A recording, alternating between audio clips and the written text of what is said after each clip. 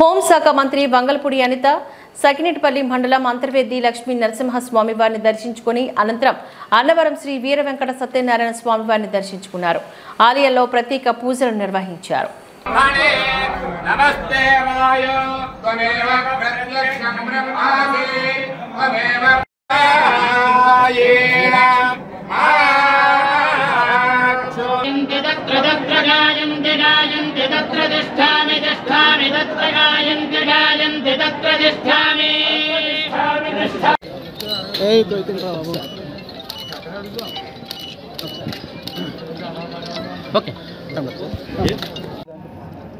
Home మినిస్ట్రీగా నిన్న చంద్రబాబు నాయుడు గారు ప్రకటించిన తర్వాత హోమ్ మినిస్ట్రీగా బాధ్యత తీసుకునే ముందు ఒకసారి సత్యదేవుని సత్యనారాయణ స్వామిని దర్శించుకోవాలనే ఉద్దేశంతో ఈరోజు ఇక్కడికి రావడం జరిగింది.